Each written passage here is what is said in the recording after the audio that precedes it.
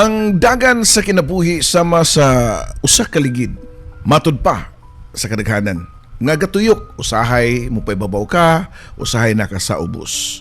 Ug na si panahon nga muungot ka sa mabaw, ug na si panahon nga muungot ka sa ubos. Labi na og aligid kay hiyos, dugay makasaka pagbalik. Sama sa kinabuhi nga di kita maglaom nga mahayahay ta hangtod sa hangtod, labi na og nakabot na nato ang ato ang gusto nga makabot. Di gyud nato kalimtan nga kundi tagikan ug di angay nga mabutaan tas kaharuhay nga ato ang natagamtaman kung unsa man kahayahay karon. Ug labaw sa tanan, di nato kalimtan ang atong labaw nga mga kagahom. Mga ka-dear friends, welcome sa tuwang YouTube channel. Kini na sa inyong ubos nga lagad nga si Papa Joe. Sa to mga kaigsunan diha nga mga vloggers na karon, mayong adlaw niyang tanan o ginaot pa nga ma-inspire mo sa itong istorya ug ayaw mo kalimot labi na sa mga bisita nato diri sa pag-subscribe and click the notification button para ma-notify mo sa mga bag-o na itong mga istorya nga idalit kaninyo. O sa mga nangita sa mga daanan na itong istorya, pwede sa na ninyo nga pangitaon sa tuang usa ka YouTube channel ang Katabi with Ate Gems. Yan, i-subscribe na lang po and click the notification button. O kung ikaw, ginansa ka nga mapada sa mong kagulihong suwat, ipadalang ka na sa papajoesuperb@gmail.com or i-check ninyo ang ato ang video description kaya na dito ang email ad kung asan nyo mapada ang inyong suwat. So walay langay, aniya na ang istorya nga pinadangat ni Roldan nga naguluhan og milyonaryo. Mga istorya sa kinabuhi sa atong mga kaiksuonan nga naghatag og inspirasyon, leksyon ug gugma diri lang sa Dear Papa Joe Stories.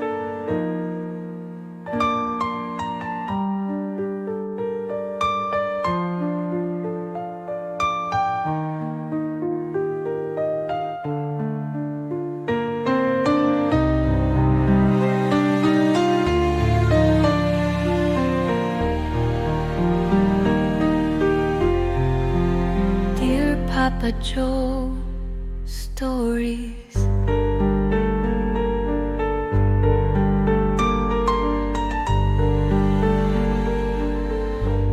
Mga istorya sa kinabuhi sa atong mga kaiksuonan nga naghatag og inspirasyon, leksyon ug gugma diri lang sa Dear Papa Joe Stories.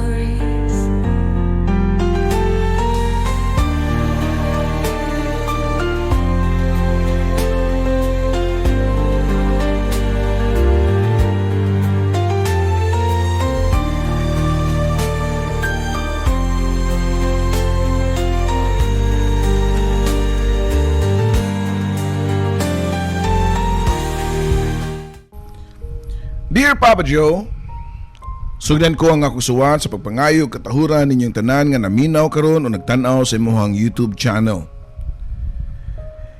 Labi na sa mga makagusto nining akong istorya. Labaw pa nimo Papa Joe nga magahatag og kinabuhi ning akong sulat. Ako diay si Roldan. 45 anyos na ang panuigon ug sama sa uban, pobre sa among kagikan sa habagatang bahin sa Sugbo. Pobre among kaliwat, mao nga sama sa ubang sender nimo sa ilang kaagi maumaor gyud ang amo ang mga experience. Kaya ako mga ginikanan, mga no read no write man pod. Mao nga naninguha gyud ko nga makabot nako ang akong mga damgo nga usa niya na ang makahuman pag-eskwela para mahawas mi sa kalisod ug maabot gyud nako sa akong kinabuhi ang akong gusto. Ug di sa panghambog, nakagunit na ba jud ko og minilyon nga salapi nga gikan sa kuang paningkamot. Ug tungod nini, humot kay ko sa akong mga kaila ug wa na lagani ila makit-i ug sutaa pa ang akong kagikan. Kay ang present raman ang ilang nakitaan. Pero wa din ni magtuyok ang akong istorya pa. Sa diyang nagtungha ko sa syudad diri sa Cebu, nahimamat na ako si Babes. Kami ni Babes, classmate mi sa usa ka tunghaan. Diha sa syudad nga public school. Ug puro mi mga night students. Panggabi ang klase nga among gikuha. Kasagaran sa mga classmate niadto kay halos susama pud namo. Mga pobre pero nasa dili. Kay nasa mga anak ug dato nga na-kick out sa ilahang private school kay nagumon sa daotang bisyo. Kami ra noon ni Babes ang magkasinabot kay gawas nga susama mi nga taga-probinsya, pareho sad mi nga working student.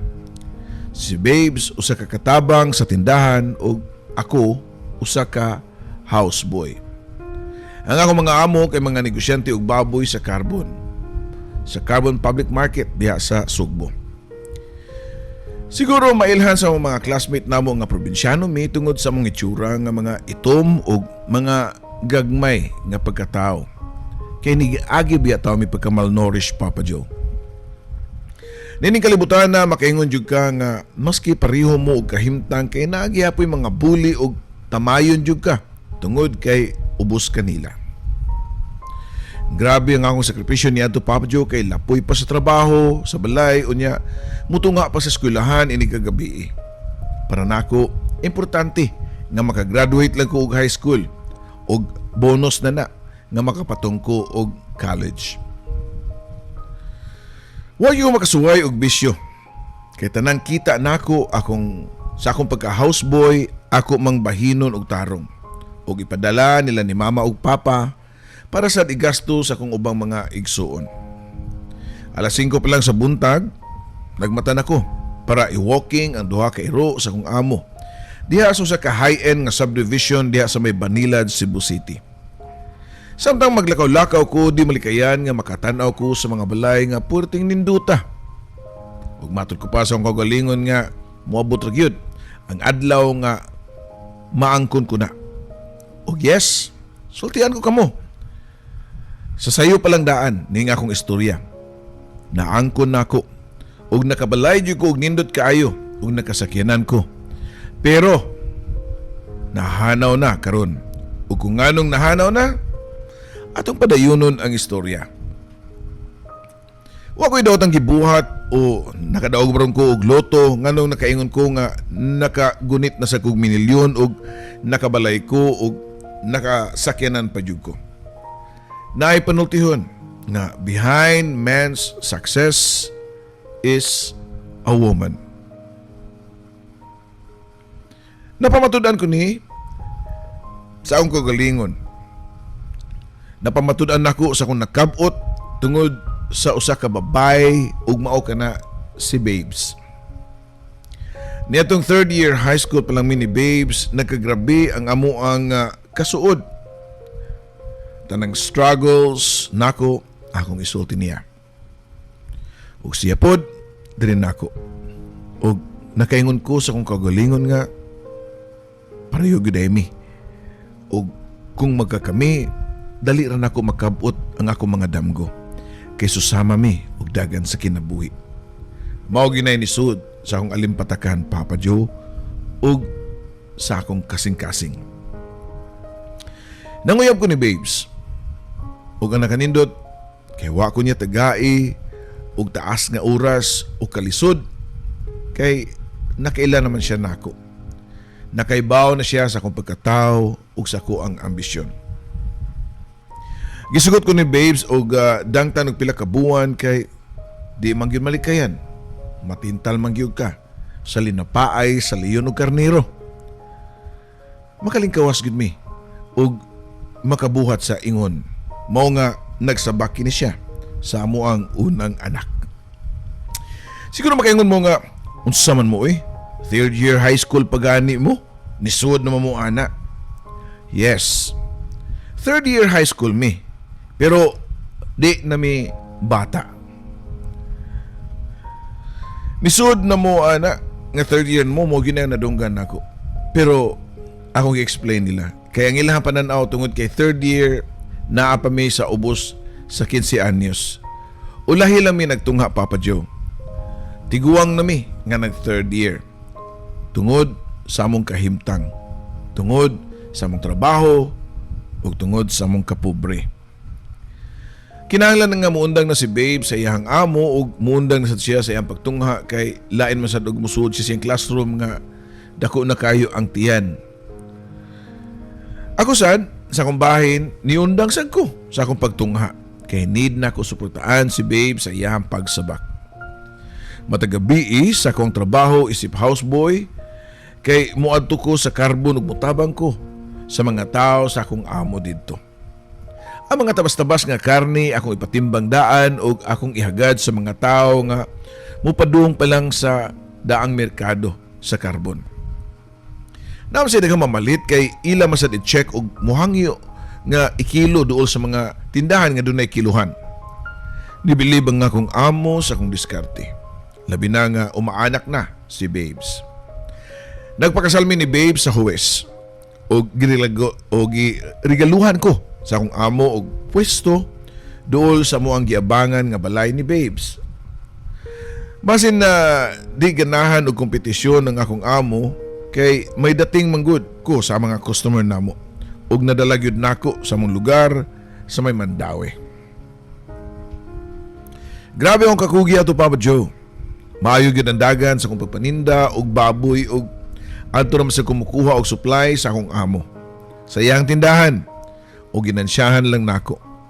Nitabang na si Babes nako sa pagpaninda og nisamot kakusog ang among pwesto kay wa na may mausik kay sa unahan gamay gabuhat man sad og kananan si Babes nga giluto ang mga ginabot og siyai kanang tinai sa baboy ug naasabi mga kinupusan.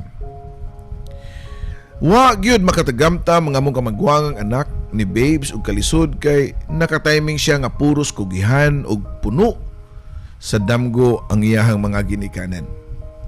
Grabe ang grasya sa mong pamilya atong panahon na Papa Joe nga tungod sa kakusog ug demand sa karning baboy ato nga naka-decide mi nga magpigiri mi somewhere sa north. Ug ang among mga ginikanan ang nagtabang o nitabang ug amuma sa among mga binuhing baboy ug nakatabang pagyud mi sa amo ang mga kadugo kay sila naman ang among gikuha nga mga trabahante. Pila na may istorya, nilambo ang negosyo, nilambo sad ang nilapaay sa leon ug karnero. Nimabdos na sad si Babes sa mong ikaduha nga anak. Ug sa mas gihapon maayo ra ang dagan sa mong pagpuyo. Katong talianak na siya sa ikaduha kay ang iyang mga igsuon ang magpuli-puli og bantay sa among kananan nga nadugagan pagani og litsyonan niya atong panahon na. Makaingon uban, wow, sana all. Wa ko magdahom nga sud sa pila ka tuig nga makagunit ko og kwarta. O makagunit ko kwarta nga mo kantidad og minilyon. Mao nga naka-decide ko nga mukuha og balay pinaagi sa loan sa bangko. Kay maski og 2 million pa on hand sa kuang kwarta, kuwang rana sa balay. Okay ra og townhouse kay madala-dala ra siguro. Nya ni andar naman ang akong pagkagalante kay kita man ako nga kaya ra nako ang tanan basta lang magkugi lang ko. Naam siya nagpautang nako og brand new nga sakyanan. Dato na mitan-aon Papa Joe. Di katuo ang among mga daang kaila sa among naabot nga gimarites pa ko nga nisod daw ko pagka-drug lord. Pero tinuod, wa na gami pahuway kay sa tinuod lang. Kung makagunit na gani mi og dagong kantidad, mura sa ka og maadik, uy. Mura ba og feeling nimo magkinahanglan pa ka nga patubuon nimo pag-ayo og di na gani ka makahuna-huna og pahuway para managhan lang ang imo ang kwarta. Og dinidapita, niabot ang laay. Nidako ang akong network sa mga higala ato Papa Joe. Ug nisod pagani ko mga organizations para ma-prove na ako sa kagalingon nga na ako'y kakayahan nga maabot ang akong gusto. Dagana mo pa-sponsor na ako og inasal, mga uniform sa basketball nga naa ang akong pangalan.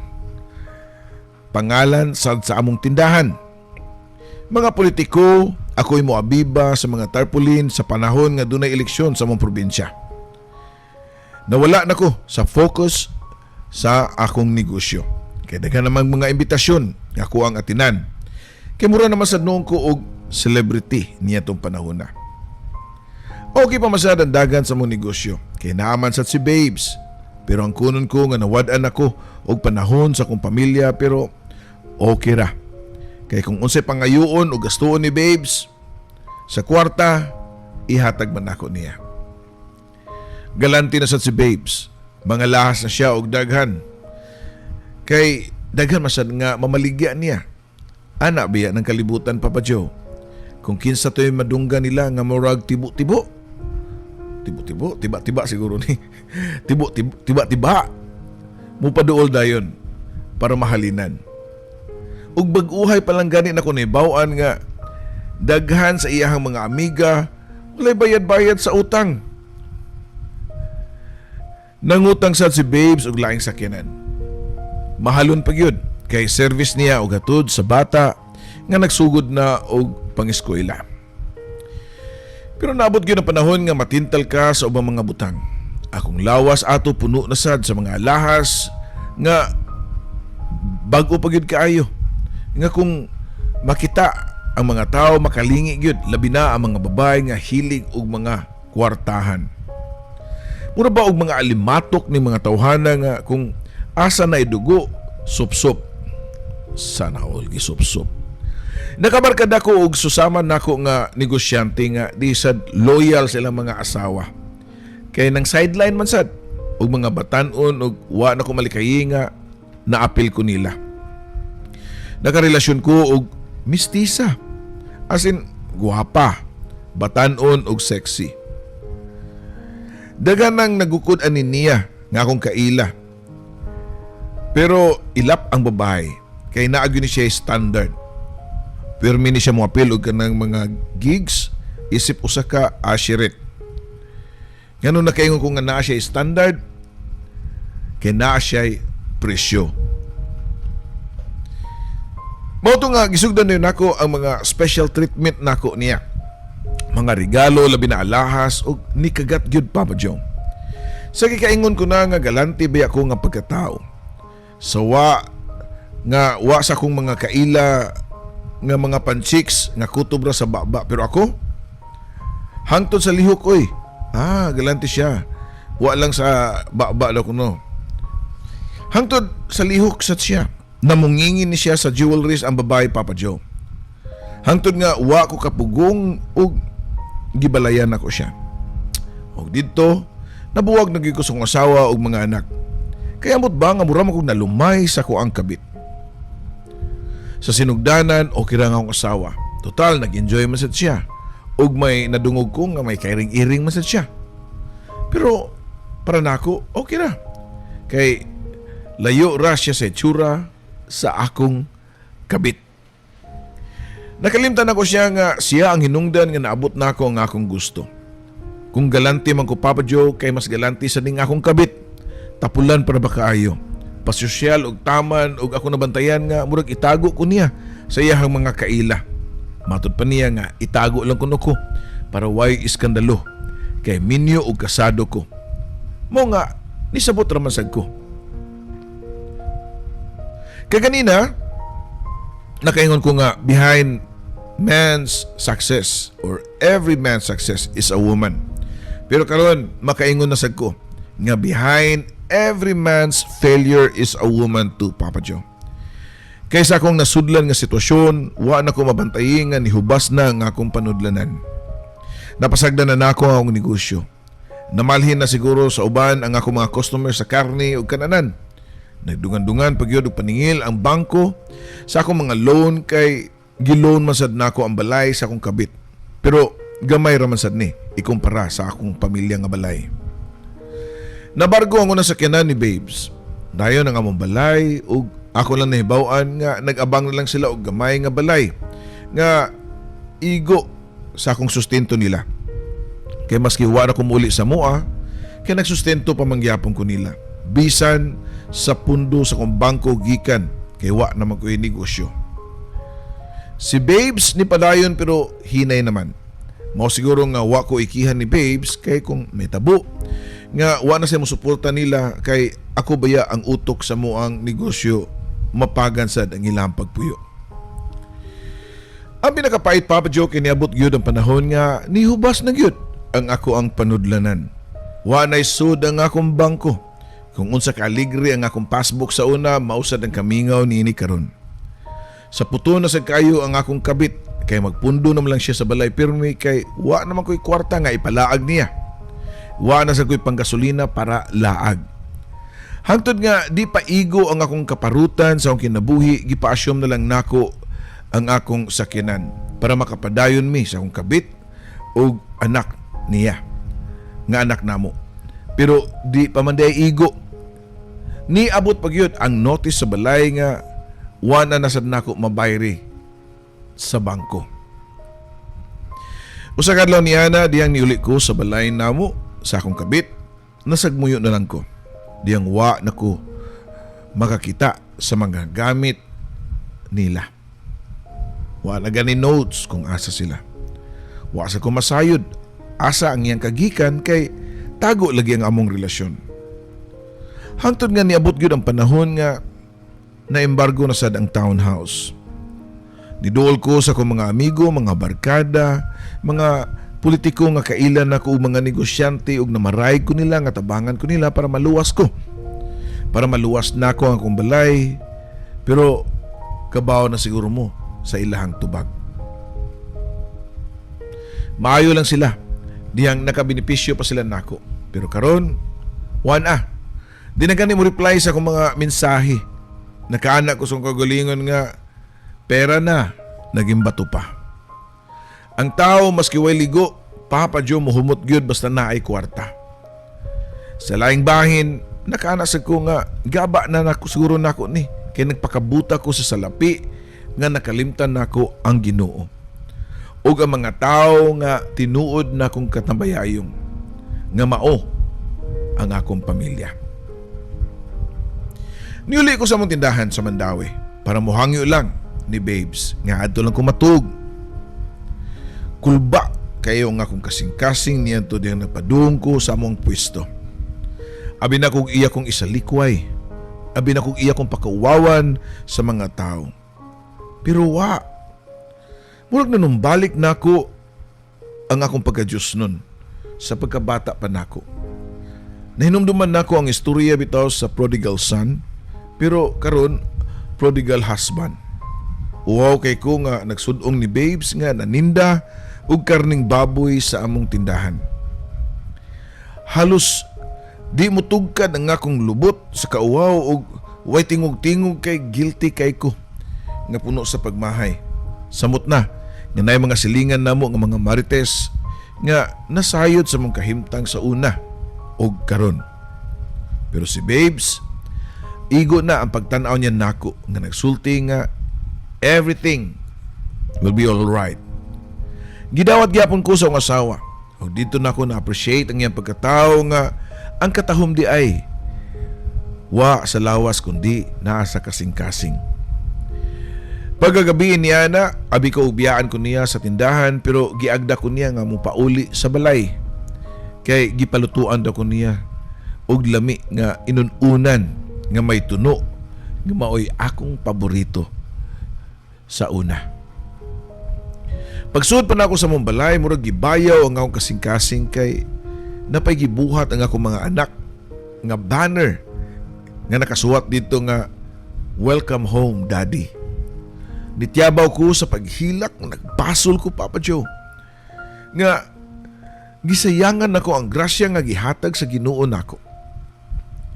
Pagkasunod adlaw ana nagkasabot mi ni Babes nga akong iprinda ang akong kwintas ug pulseras para ipuhunan sa tindahan ug tuod man amo kining gibuhat diha Papa Joe.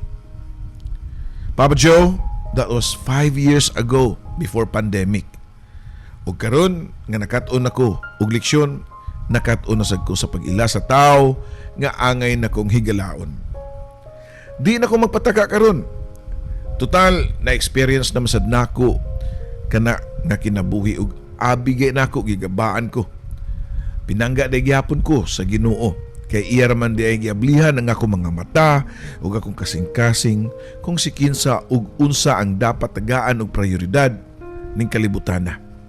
Kay tanan temporaryo ra.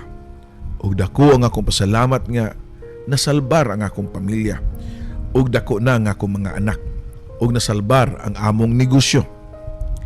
Karon dili na mi galante.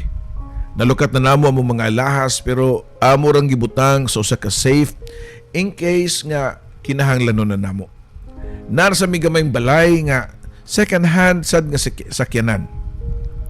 Salamat kay Papa Joe sa pag-agni nimo nga isuwat nako akong kaagi sa panahon nga magkaistoryahan ta gawa sa tong subdivision.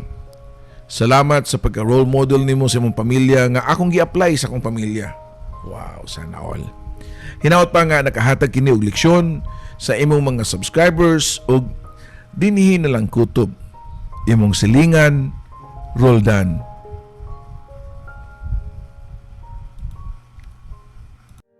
Mga istorya sa kinabuhi sa atong mga kaiksuonan nga naghatag og inspirasyon, leksyon ug gugma diri lang sa Dear Papa Joe Stories.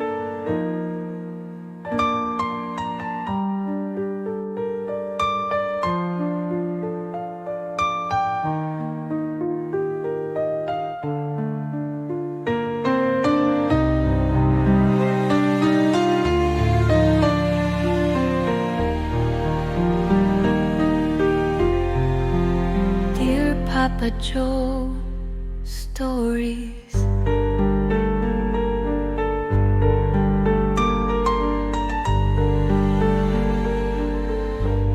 Mga istorya sa kinabuhi sa atong mga kaiksuonan nga naghatag og inspirasyon, leksyon ug gugma diri lang sa Dear Papa Joe